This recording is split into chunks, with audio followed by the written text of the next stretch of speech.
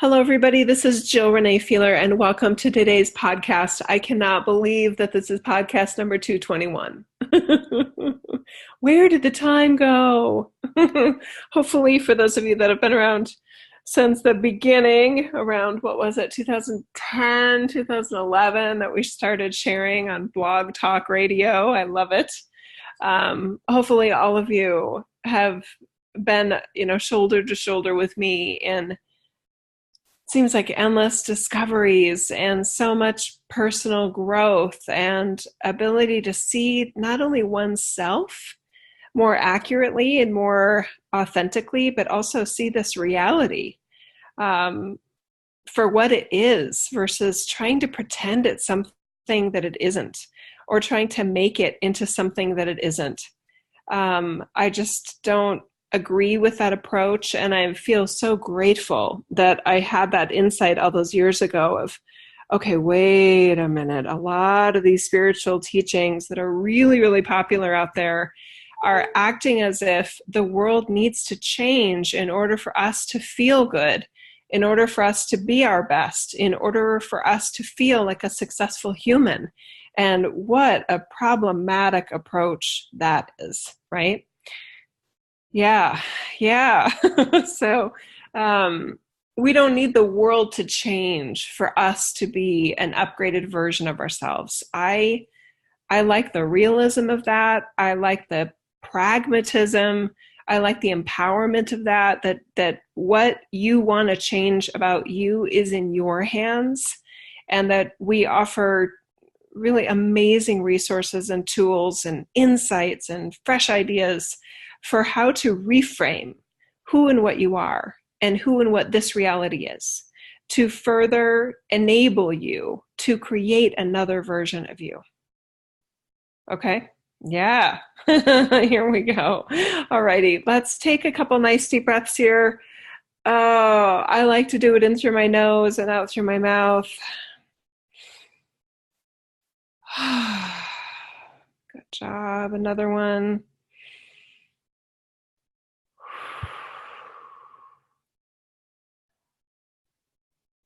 And I just invite you to let your body feel heavy. Let yourself feel the weight of you and the way that your mass interacts with this reality and gravity.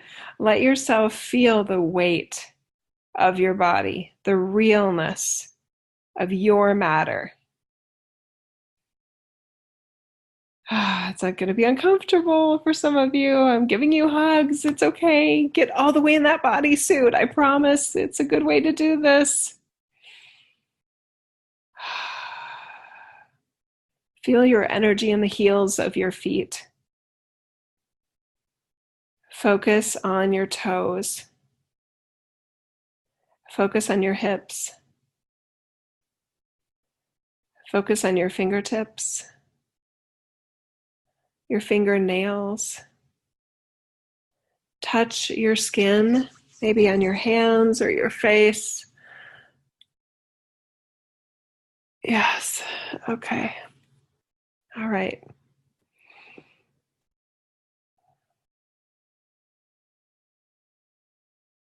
Yeah, let's get started from there. That's a wonderful launch pad. You are a wonderful launch pad. Okay. All right, let's get started. For those that are new here, welcome. For those that have been here before, welcome. For those that are new here, I share messages completely unprepared, completely unrehearsed. I have no notes. Today, I don't even have an idea of what we're going to be sharing. It is completely off the cuff. It is from, those divine revelations you get and you're like, wow, that's an amazing idea. I wish I would have thought of that, but yet it is kind of like you just thought of it. But it felt like it came from another version of you, a better version of you, a version of you that has ideas that you did not learn here, that did not come from your education or your programming or what you've experienced as yourself. It seems to come from another level of amazingness that you are also connected to. I plug into that in my work. Let's go for a ride.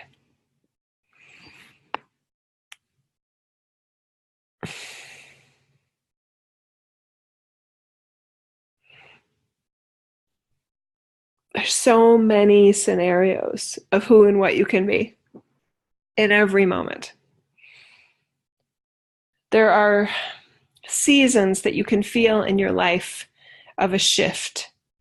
Like if somebody opens up a door in your house when there's a breeze outside and you feel the breeze sort of flow through your house or through your apartment. Something changed. A variable changed and you can feel it tangibly. There is a doorway opening. It's not a doorway for you to leave. It's a doorway for you to consider and expand into. You don't leave where you were. You can't leave what you've been. There's no need to leave what you've been. But what's next can be so radically different, it can feel like another version of you, another iteration of your life. So the first step is to know that that's possible. You aren't stuck in your past. There's so many possibilities. There's so many amazing outcomes for who and what you can be in every moment. And if you don't know that, it doesn't happen.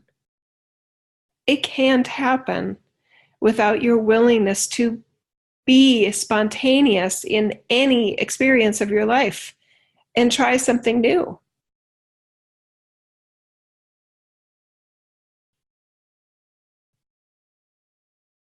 So in the next maybe relationship pattern where you feel stuck, the next encounter with that person, have a background voice that you operate that says, I know how I normally am in this moment, but how do I want to try things differently this time? What do I want to do this time as my me? Normally I'd say this. What happens if I say that? And then just do it and see what happens.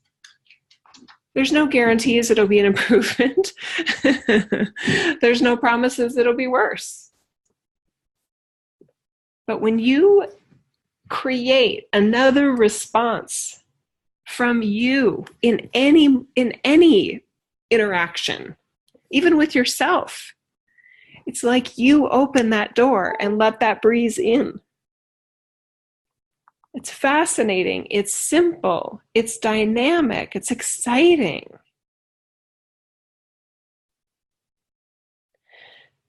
Now, part of you, especially those of you that are more risk averse, will say, but what if? Yeah, what if? So what? Predictability in this reality is so highly overrated. What's through that door? No one knows. You won't know until you get there and you try it out. So a lot of the ways that spiritual seekers and personal development sort of devotees try to create change in their lives is by this paralytic sort of analysis of their past and their present and what's going on, and a lot of generalizations and flawed hypothesis about why things aren't the way you want them to be. Conclusions that aren't even accurate, but they're treated like fact. Oh, the reason I am not in a healthy relationship is because. What if that's not true? What if it's just that the people that you've been trying to have a relationship with are not compatible to you, aren't a good match for you, are jerks, aren't healthy, emotionally, physically, energetically, whatever? What if you're a wonderful fit for somebody else? But so many of us get stuck in this analytical nonsense of rationalizations and explanations and storytelling and fantasy making that get us nowhere. If the main content of the conversation about what you're working on and what you're improving upon sounds like gibberish that never gets you through that door trying on something else, experimenting with another version of you, my guess is you're going to stay in that sort of analytical zone, possibly your whole life, with a lot of flawed conclusions about what is preventing you from realizing your goals. And sometimes the goals aren't even that great, you guys.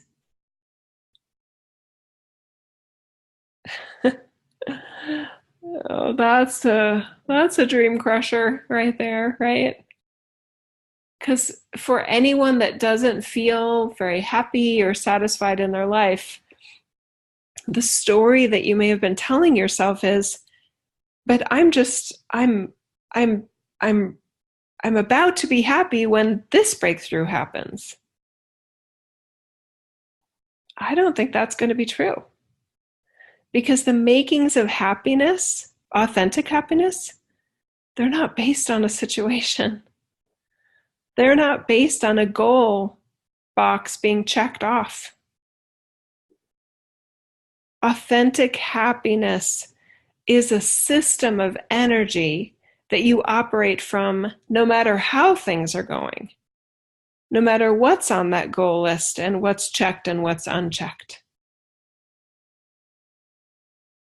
Now, if you're in that category of people, and that's a lot of very intelligent, very devoted, very passionate individuals that are trying to get to a state of happiness or a sense of personal achievement or enlightenment, etc. We're an awesome group, right? That wants to be a better version of ourselves. But let's speak specifically to those that are under the delusion that they will be happy when. Because what we just shared right there is important, that you might not be happy then. So what are you missing then? If it's not that goal being achieved, if it's not that milestone being met, then what is it? It's your perspective. It's your perspective that happy people have, or happy people are, or happy people do, and it's not true. There's a lot of happy people that don't have any of those things, that aren't any of those things, that don't do any of those things.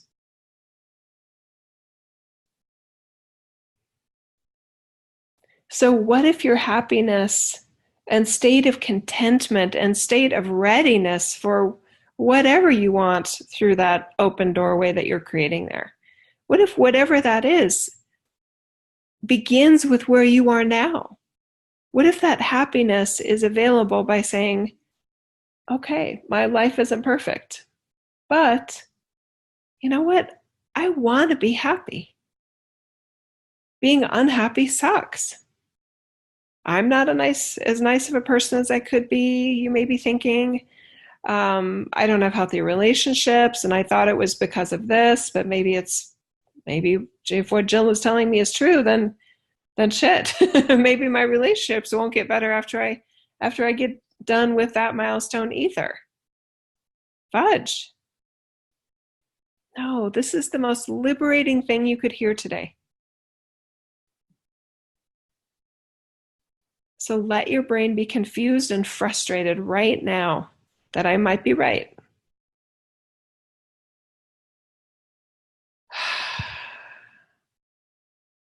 Okay, I feel your brain saying, all right, let's have it. What is it? You've been happy before without that goal. You're playing a game with yourself to try to get results, productivity, something meaningful out of your life by tricking yourself that you are withholding your happiness until. Because you know at a core level of yourself that you want to be a happy, satisfied, content, valuable person. So by like locking up that part of you, it's like, okay, I know I want that. So if I withhold that, sort of like waiting for, the reward of dessert after I finish my dinner as a child or something like that. If I withhold that, then I'll work extra hard at getting that thing done or meeting that goal. How long has this nonsense been going on? Years? Decades? What if that approach is just totally flawed? Because if the real goal is you being a pleasant version of yourself, a likable version of yourself, joyful in who and what you are, um, celebrating your life to some degree, if that's the goal, then why not just let it into whatever's happening in your life?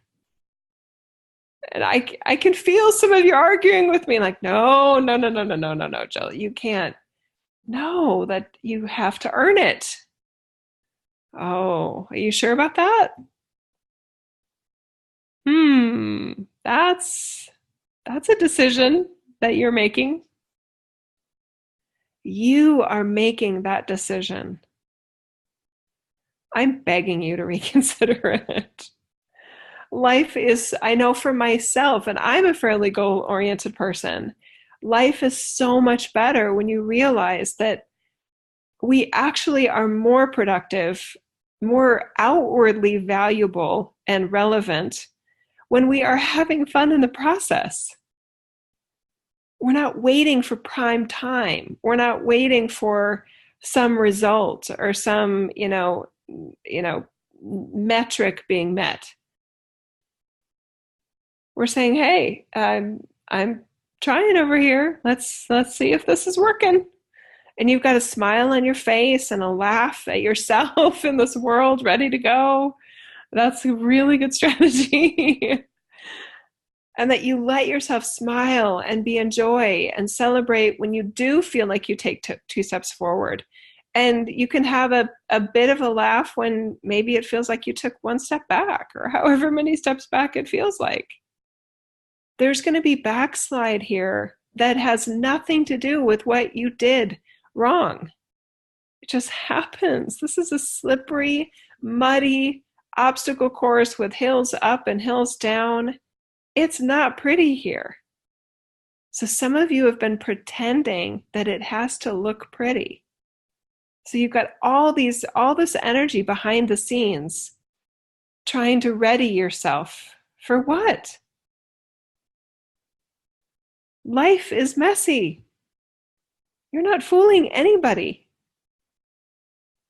Let it be messy. I bet that almost everybody here that is here because they appreciate what I do, you appreciate my willingness to accept my mess.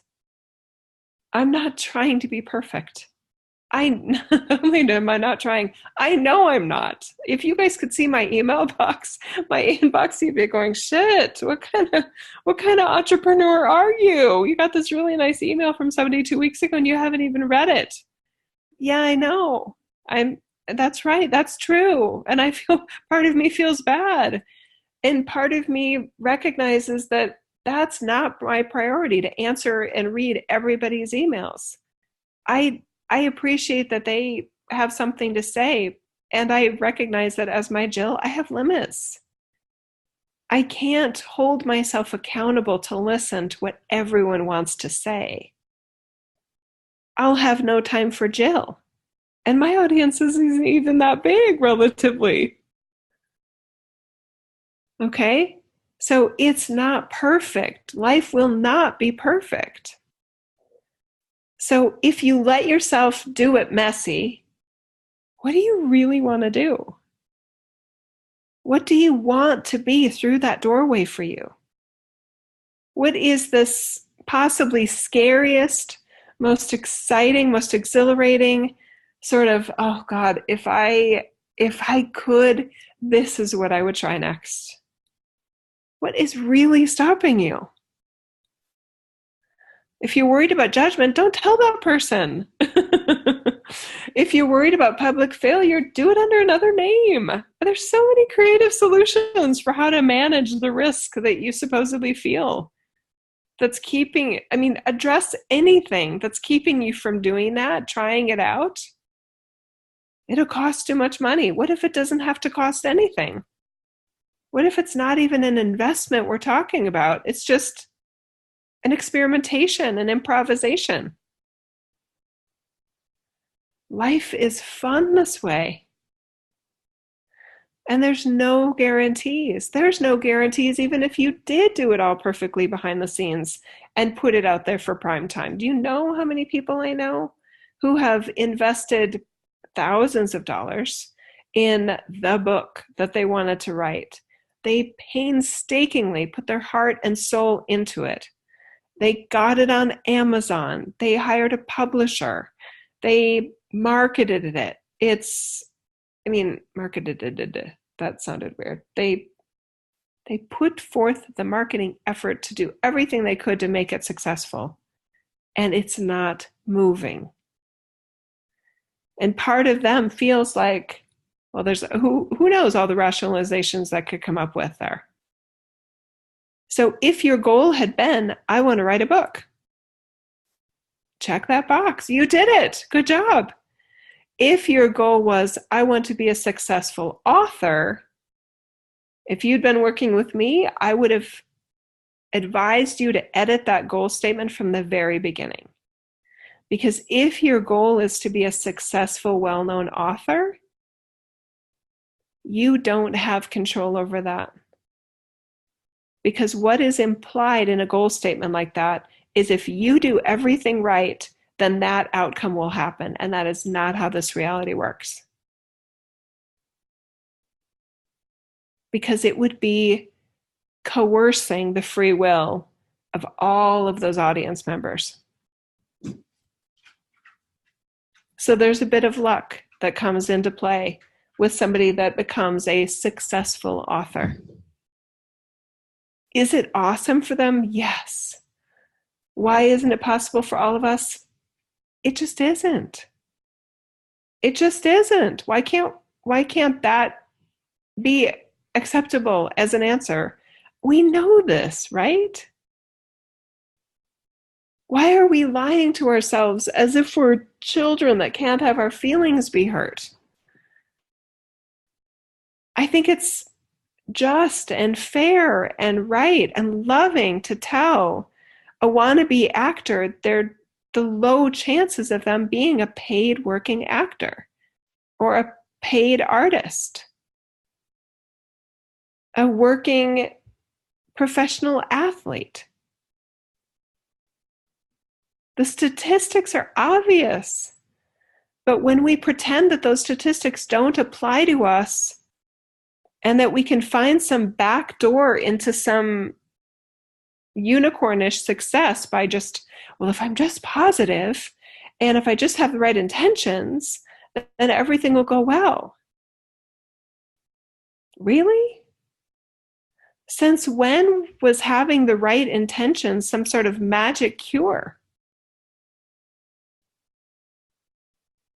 Now, I know some of you, right when I say that, are possibly getting defensive, possibly ready to write in a comment, oh, no, Jill, you don't understand. When I started applying, positive thinking or law of attraction or The Secret, then everything started going better in my life. That's great. You have a correlation of things going better in your life with your adopting a new principle. You don't know if that's causation. You can't prove that that's causation. They may happen to go together. Might it be the cause? Possibly, but you can't prove it. What if those positive things would have happened even if you hadn't applied those positive intentions? Now, is it better to be positive than negative? Yes, it does create more joy, but please don't confuse being positive with being unrealistic. undiscerning, irrational, ungrounded. Because there's a place for both. And I feel like I'm a pretty decent example of that. I'm very positive and I'm very pragmatic. Like almost annoyingly pragmatic. To some people, refreshing to others, But I tell you this, I love my life. I enjoy life on earth for the most part. I don't need, parking lot ferries to get me the right spot for my day to go right. I'm fine parking at the back of the lot. I'm okay. That's all right. A few steps probably is good for me. I was happy when I didn't have the bank accounts that my husband and I enjoy and feel so blessed with and worked hard for and are lucky to have.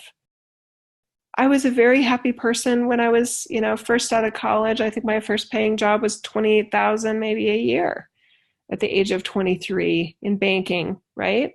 That felt like I won the lottery. It's all relative.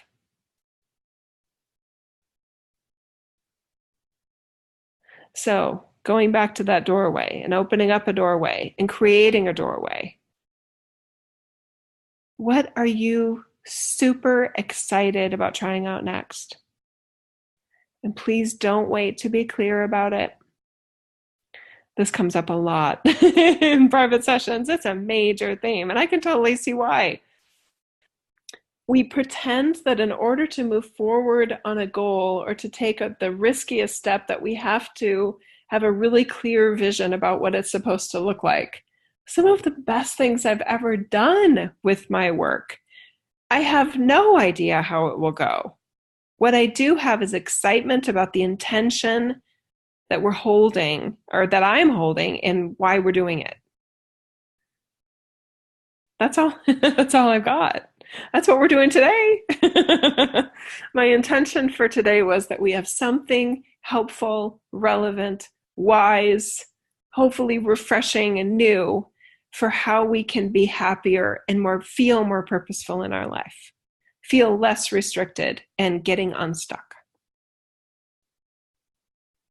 So far I like. So far I like what we're doing. Yes. Okay, good. So, are there projects that you're working on that aren't what you thought they were? That happens. That happens. Do you want to see it through? What's the cost that you're paying financially or energetically to finish a project that if you knew then what you know now, you would have never started? Sometimes we feel this sort of puritanical, I have to finish what I start. I personally, I drop a lot of things that I start. They feel good in the moment. It's like, yeah, that's kind of cool. I don't know if I want to continue it. I don't know. We'll see. I don't need it. Does anyone need it? Now, some people finish things just because they said publicly they were going to start it. What if no one really cares whether you start it? What if no one will be upset with you if you don't finish it? What if you then say publicly, I'm rethinking this whole thing. I may not finish this. And why is it up to the response of the public anyway? Why are they getting such a big vote? Oh, we just struck a chord right there, didn't we? Because some of you have decided that in order for your life to mean something, it's based on the scorecards you get from others. Oh, that's an interesting approach. I don't recommend it. I don't recommend it.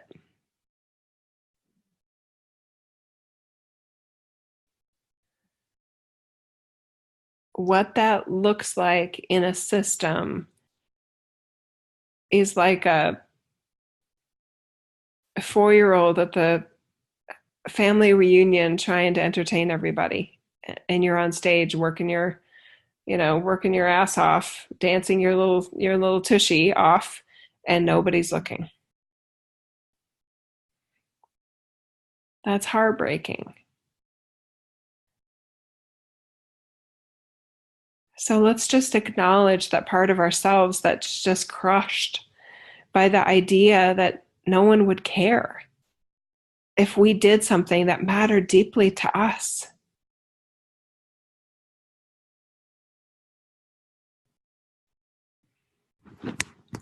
Yeah, give that part of you a huge hug. That's very real. That part of you is looking for praise, accolades, positive feedback from other people to determine whether you are worthy and valuable or not. Oh, sweetheart, please don't do that anymore. You're giving all your power away to someone else. And if they're busy with their life, that's asking too much of other people.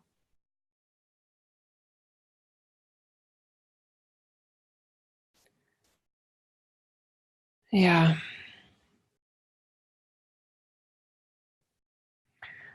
So what if you've been valuable and worthy and had purpose even before you were trying to get everybody's attention? Even before you were working on getting the praise of other people? I think one element of my authenticity is I did these podcasts when I didn't know if anybody was listening. I did it because I had something I wanted to share. I'm being totally serious.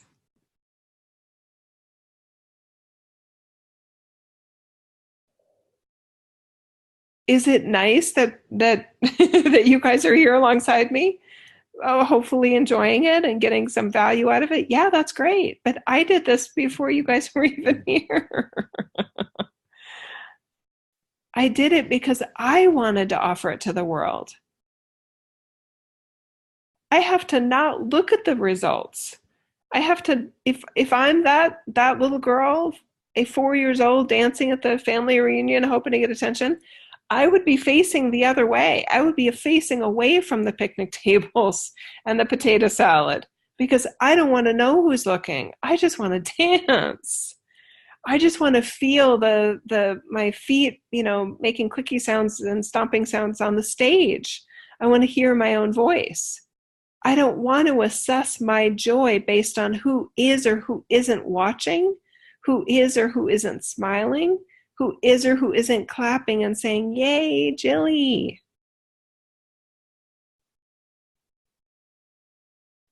If it's a passion thing that you're really excited about, make a special place for it that it doesn't even matter who likes it or not. You're just experimenting. It's okay.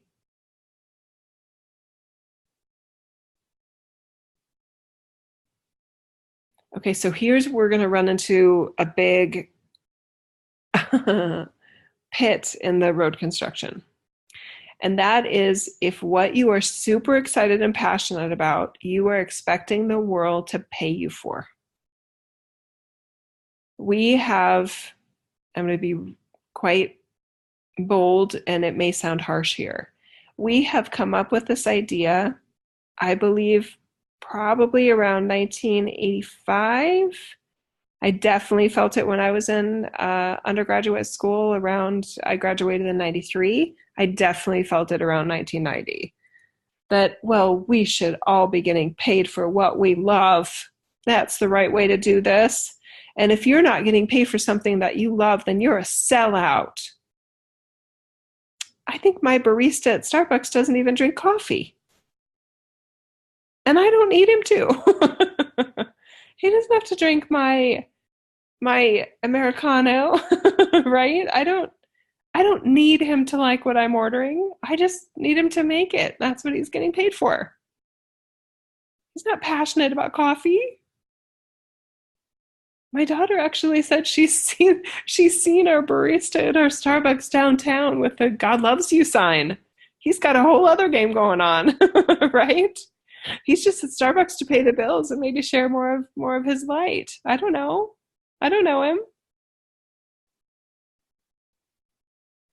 I think it's unfair and unrealistic to expect the world to pay us at all, let alone handsomely, for our passions, for us taking risks in our passions. If if anybody's going to pay you for anything, shouldn't it be something that they actually want versus some sort of a tip jar because you're passionate about it? I don't want anyone to do me any favors if they're buying something from me. I want it to be because they want it, because they think it will help them, because they believe it will add something meaningful to their lives.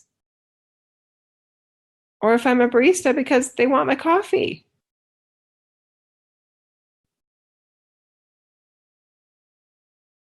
This dollarization of passions is causing so much stress, so much anxiety, and sucking the life force out of perhaps the most passionate populations on earth. And it breaks my heart and pisses me off all at the same time. We're making life way too hard. Do what you love as a passion. Do it as a hobby. Don't over-invest in it. It may not pay you anything. You may lose a shit ton of money at it, especially if you've over-invested in it. Can't we just be practical about, okay, I've got to pay the bills here. Okay, how can I pay bills? What jobs are available? Who needs staff or talent or skill sets or a working body like mine to do a job that I can pay my bills with? And then I have my passions. Can my passions be something that I make a living at? Maybe, but what are my passions? Are there others making a living at this? Not only how many are making a living at it, what percentage of those in that industry are making a living at it? Because we can't all be public speakers making a living at that. There's not enough listeners. There's not enough readers of books for us all to be successful published authors. When I wanted to do my first book, I realized that I did want to be an author. There was some sort of credibility with that I sought for myself. A lot of my clients are authors, published authors, and very successful authors, some of you. Good job. I'm celebrating your success. But I also had a lot of other clients that were published authors, and they had boxes of books in their garage that they were selling at the Corn Festival in Iowa, trying to sell these books. And I didn't want to do that. So I recognized that data. I was not unrealistic. I did not have, I want to say, delusions of being one of those authors that, oh, well, mine's going to be just be Oprah is going to be calling in a week, once her staff gets it. Wow. Everything's going to start clicking, right? I'm not wired that way. I am very pragmatic. So I was like, okay, this statistically, it's only my current audience that may buy my book and maybe a few others down the road, but I'm not expecting anything big here. It's a busy world. People are busy. There's a lot of noise in the field of books and bestsellers and, reading lists from people like Oprah and all that stuff. Mine's probably going to be in the noise, but I want to do it anyway.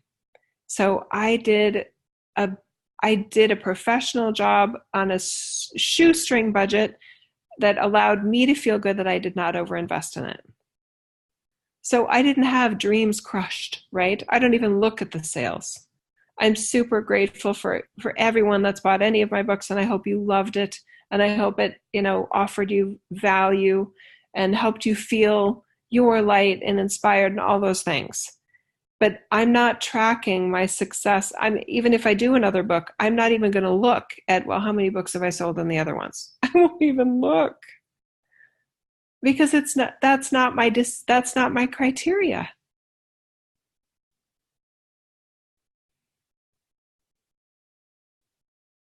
Okay, nice deep breath here, please.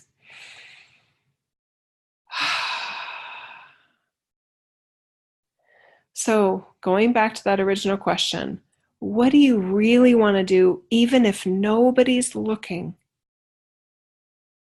What do you want to try out to see how it feels to you? Would you do it if 1,000,000 people were watching? Would you do it if nobody's watching? To me, that's a real passion that you would do even if nobody responds at all. You do it anyway because you love it, right? Because it's a passion.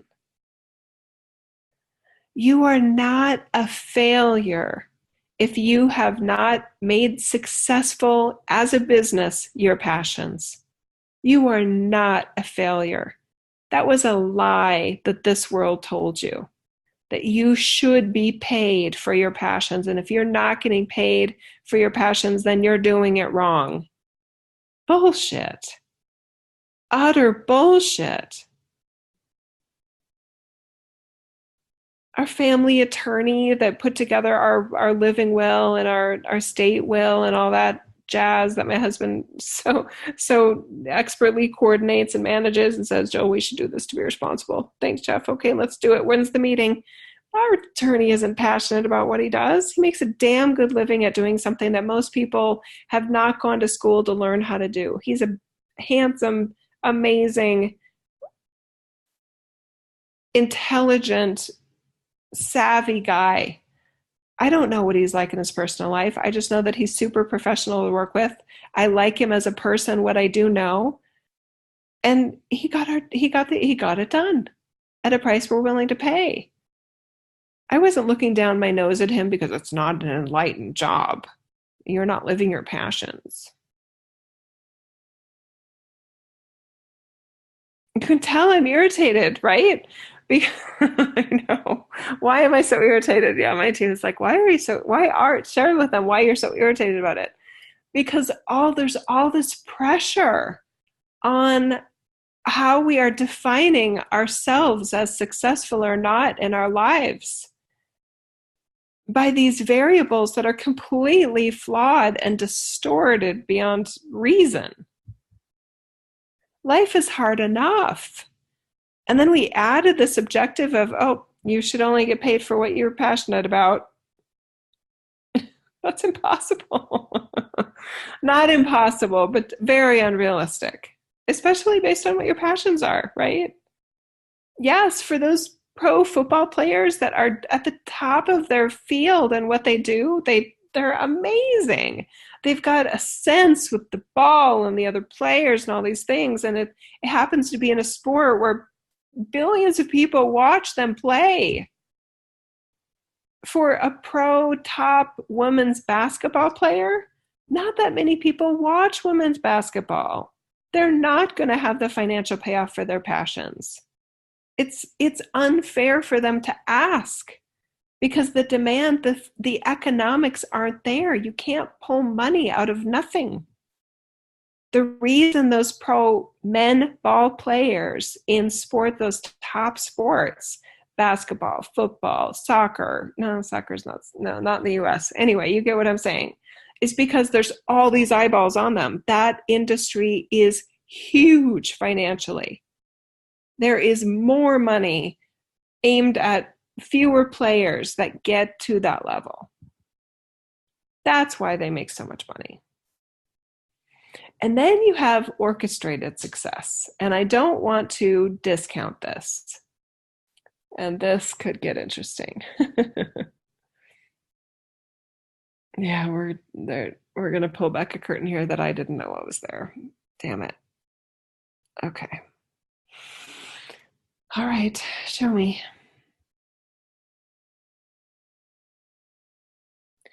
There is orchestrated success. There are specific industries where there are channels for star making that happen, like not unlike horse racing. They identify a horse that has specific bloodlines, maybe specific characteristics, that it has the makings of a star, and they invest in that horse, training, diet, veterinary care, stables. They want that horse to be so taken care of and so well trained that it's maximizing its chances to win those big races, whatever they are. It doesn't always turn out right, right? But there's a lot of other horses in the world that possibly also could have been chosen. They weren't chosen. So those in that industry, they may be passionate about horse racing. They may also be passionate about making money where there is money to be made, and they're trying to engineer their success, right? This happens with actresses, right? That's that whole Harvey Weinstein nonsense, is that he had a system for star making, and there were back-end deals and shady favors that he was asking for from these stars that he felt like, without me, you're not going to make it to the big show. Because of me, you got that role in my production. You owe me. That's a heavy price to pay. Yeah. So for those in the personal development space, in the self-help space, in the enlightenment space, are there similar sort of fast tracks? I've heard rumors. Let me just peek again what they're showing behind the curtain. You can buy your way in. Oh God, that just feels so ugly, doesn't it? With the right amount of money, somebody could buy their way. And I'm just asking, like, onto the Hay House stage? It's happened. Oh my God. Can you buy your way onto, I don't even know what Oprah's doing anymore. I don't follow that stuff. I'd rather be on Joe Rogan than I would be on Oprah's stuff. There are ways to buy your way into those successful brackets, but it doesn't guarantee success. It guarantees exposure. What happens then can be engineered depending on how many handlers and gatekeepers have money on the line related to you, but you can push success. You guys probably all know that the New York Times bestseller list and things like that, publishers can guarantee those rankings through their own purchasing of mass quantities of books when they're released, and then selling them on the market. But that's not even a real number in terms of the bestseller. Sold to whom? The publishers themselves? That's not a real thing.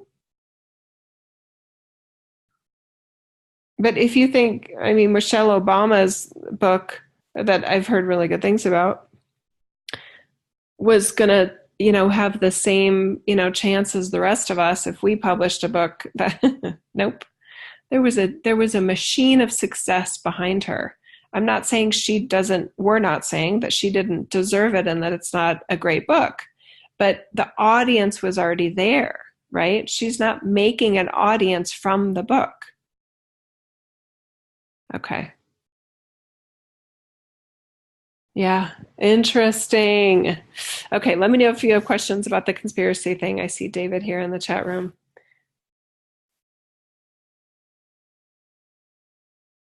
Okay, good. Thanks, David. He's saying, Jill, although it makes you feel uncomfortable, I love when you pull the curtains back, shine a light on the hidden. Yeah, thank you, brother. Oh my gosh. Yeah. So for any of you that are doing passion projects, that if you have invested your heart, your soul, your sweat, your tears, your time, and maybe a lot of dollars, really step back objectively and just look at it for a minute. And I would encourage you to just ask these questions. Given what you know now, would you have ever started this project? If the answer is yes, that's great. If the answer is no, please pause. Please pause long enough to give yourself the choice point that you deserve, that you don't have to finish it.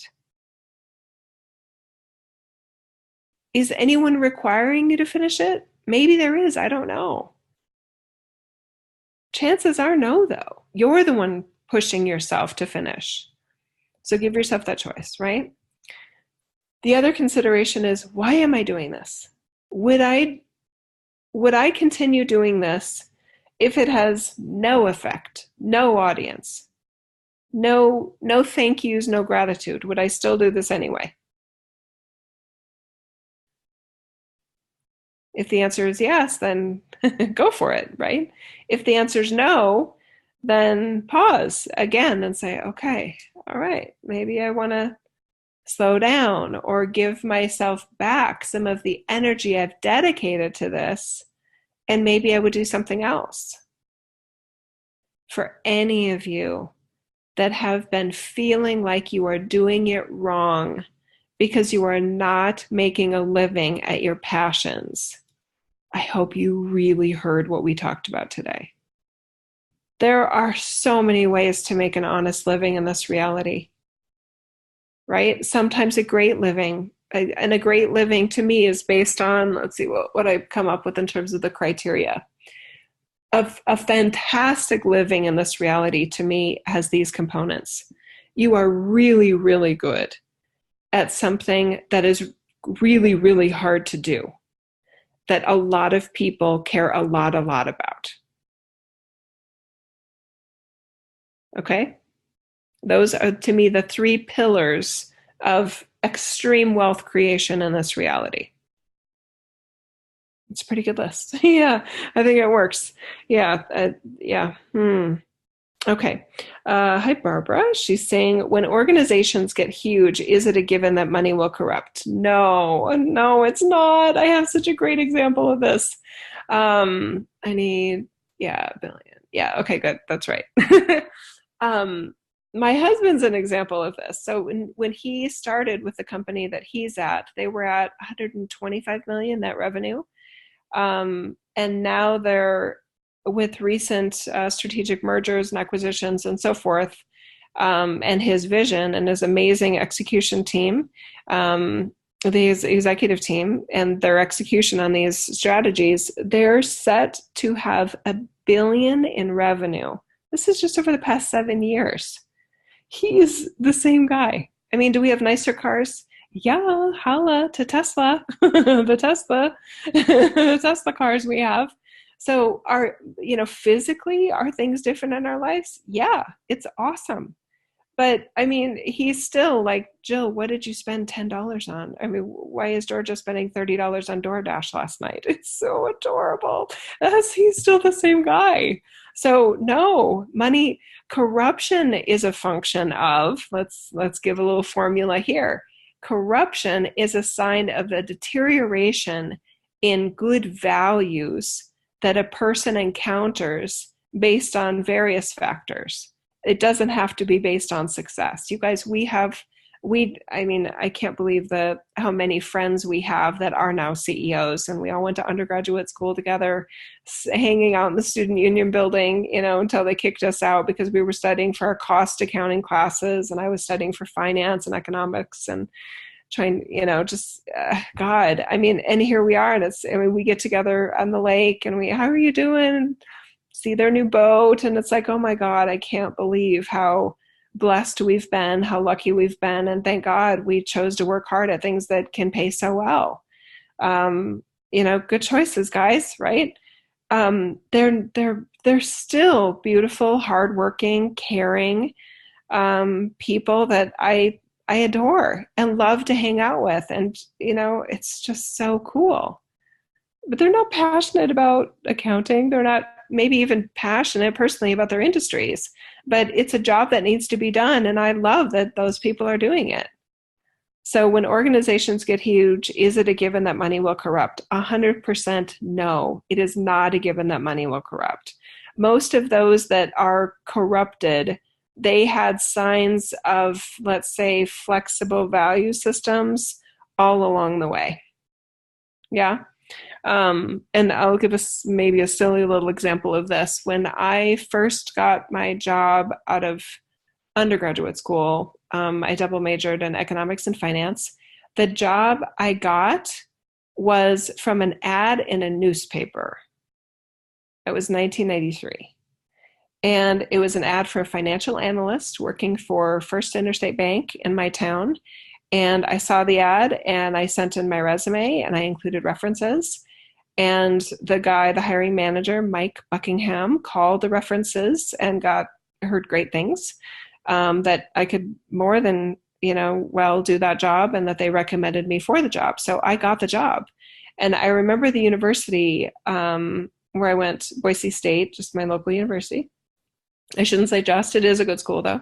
And it is local and it is kind of a just. It's not Harvard. It's not Yale. I'm not lying to myself about that. But there I was invited, probably 2 or 3 years into my career, I was invited back to speak to some other students about how I got they were asking questions like, how did you get your first job? And I was giving, my story that I just told you guys. And then it was funny because there was somebody late that was also on the panel. And they asked her the same question. And she said, well, don't waste your time looking in the newspaper at ads. Those ads are just placed by HR and they already know who they're going to hire. I got my first job because of somebody that my dad knew. And you should definitely reach out to your connections and let everyone in your friends and family circle know that you're getting a job, and they will help you get a job. I was just like, and the people in the audience are looking at me just like, well, she got a job from the ad. And so do I respect the fact that this other woman had these kinds of connections that helped her get a job? I think that's awesome. I didn't have that. I didn't have that network. My dad isn't, my dad's a pharmacist. I mean, I don't know who he knew, but it didn't even occur to me to use my connections. And there is something I definitely value, this ability to sort of get things done on your own and be recognized based on your hard work. Does that always work? No, definitely not. Should I get a PR agent for my work? Possibly. But you know what? I'm good. I can't even answer my emails as it is. I don't know. I don't know how that would go. Anyway, I love that I'm able to share with you guys now. And there are so many different ways to get through that door that we were talking about and reevaluate the door that you think you want to go through.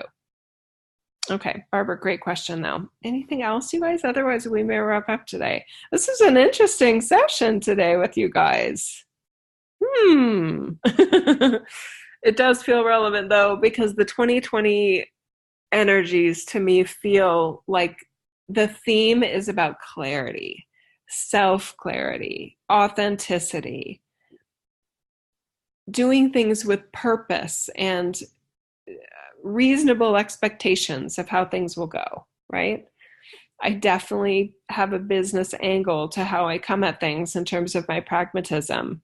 And I hope that's helpful. You guys, I am brokenhearted when I meet with some of you guys in private sessions and I find out somebody's invested $25,000 in some book publisher package, and they're the ones with the boxes of books in their effing garage from a book they wrote 2 years ago, and they bought the premium publishing package. And they've maybe sold 100 books, mainly because they've been pushing them to friends and family. That's not a success in my mind. I think that $25,000 could have been put to some like freaking amazing, that's like 5 vacations in my heart. Yeah, but maybe they're happy they did it. Maybe they wouldn't have changed a thing. That's possible, but I don't think that's true. I think if they could have had the same stack of books in their garage and sold the same amount and still been published and on the internet or on Amazon or whatever for $5,000, they would have easily done it, or $2,500, even better, right? There's so many ways to get things done. And the shiny packages that people promise you results with, I don't know if they're lying to themselves or they're just lying to the potential clients, but I don't believe them. I really don't. It doesn't work like that. Okay.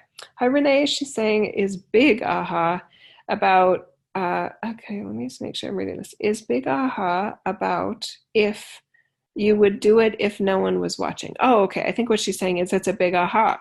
That idea that would you do it if no one was watching? There are a few of those, but mostly I can say, but there are a few of those, but mostly I can say to that.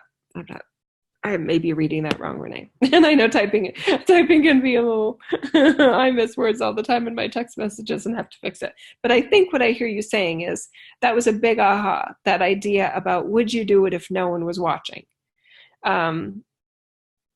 Yeah, there are a few of those that you would say no to. It sounds like, yeah. It's okay, Renee. I'm not judging your bad texting. We're typing fast, right? Okay, you're welcome, Catherine. She's saying, thank you, Jill. I've enjoyed hearing this and I've learned things. Oh, good. Any other questions that you guys want to throw in before we wrap up for today? And then while you guys are doing that, I will mention in terms of calendar. So I'll be here again next week is my plan. And then my plan is to also do a podcast on September 24th. And then I am off to Greece for 2 weeks for that amazing trip with clients. And then I would be back on October 15th. So I will miss you guys during those weeks off. And I'm excited about where I'll be too. Let's see, what other news? There were a lot of sharings last week. If you want to go to my website, jillreneefeeler.com, go to JRF podcasts. There's a little drop down that says all posts, I think is what it says. And you can see everything, the new stuff. But what you won't see in there is that there's 2 different versions of the, how do I want to put this? There's 2 different kind of garage doors in the house for the Transcending the Reincarnation Program series. One was through Beyond the Ordinary. We had that Q&A bonus call this past weekend, and it was freaking amazing. This is exactly why I do those Q&A calls, because what you guys ask adds a whole other set of layers and dimensional ranges and experiences to those series. So that Q&A call, oh my God, you guys, I love you. It was amazing. So that Q&A call is already posted for those that purchase the Transcending the Reincarnation programs through the Beyond the Ordinary offer. And then there's the other garage door that has the same materials for the Transcending the Reincarnation programs that's available through Carrie Murphy's Straight Talk for the Soul. And that Q&A call won't happen until mid-October. But yeah, so this last week, I mean, if I look at things from my perspective, there was a lot going on. We had Straight Talk for the Soul interview with Carrie on Tuesday the 3rd. We had the Ask Me Anything members event. That was the 3rd one we've done, Ask Me Anything. I had a Greece pre-trip call with those participants on the 7th. I had the bonus Q&A call for the Transcending the Reincarnation programs on Sunday. And now here I am with you guys, and we had sessions yesterday. So, and yeah, sessions Saturday too, and Friday. But anyway, so from my perspective, I'm dancing a lot, but you guys can't see everything because of like where I'm doing it and which course it's in and which audience it's for, etc. So yeah, anyway. All right, let me check back in the chat room. Otherwise we'll wrap up. Oh, that's so sweet. Okay. Okay. Donna is saying, I'm a little confused as I'm trying to find a new job. Should I do it for the money or because I would love to do it? I mean, Donna, ideally it's both, but I mean, if the practical situation is that you need money, I would prioritize your financial security, stability, and I like financial responsibility. I'm a really big fan of feeling personally responsible where we're able to, right, in our lives, and taking care of ourselves and not asking, others to pay our way, especially as adults. Unless we have some sort of, disability or something like that, I think we should be pulling as much of our own weight as possible.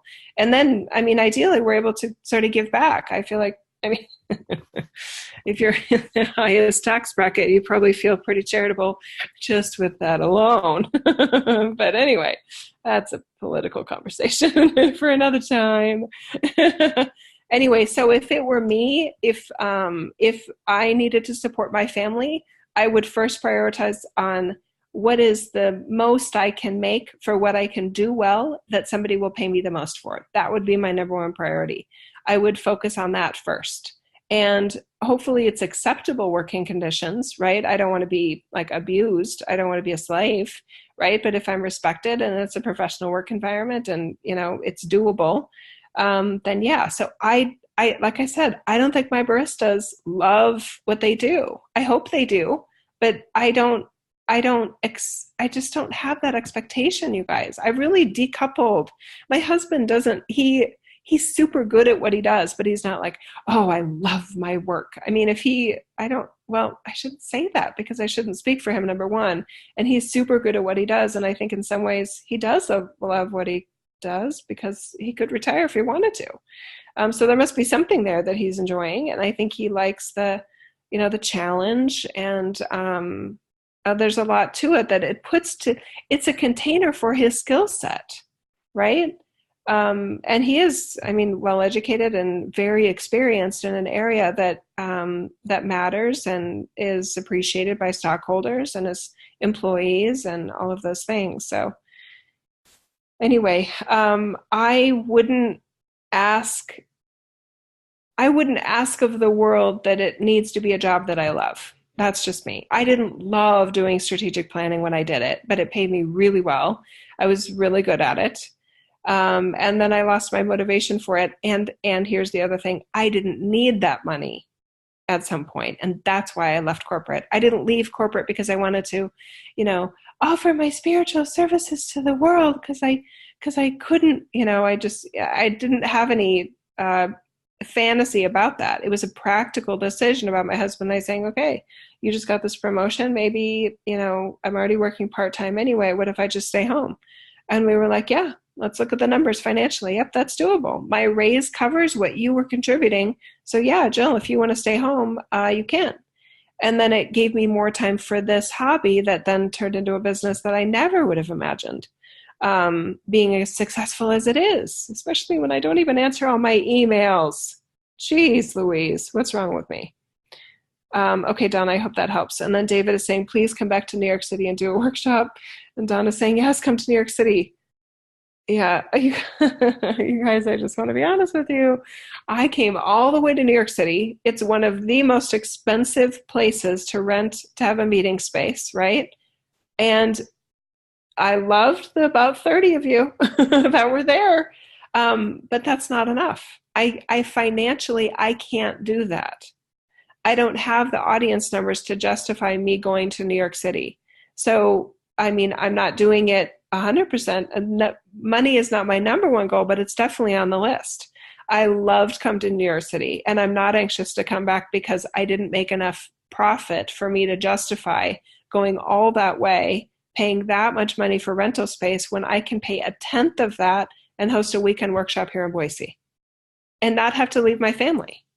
Right? So see, I'm being very pragmatic there, right? And that's a perfect example of it. Do I want to go where all of you guys are? Yeah. Do I want to do an event in Sydney, Australia? Yeah. But guess what? If 30 people show up, I will lose my ass financially by going all the way to Sydney, Australia for an audience my size. It doesn't pay off. I can't do that. Right? So, and I don't expect anyone to be, yeah, Jill, I'll pay you 10 grand to come just for me, even if I'm the only one in the audience, right? No, that I don't see that happening. Okay.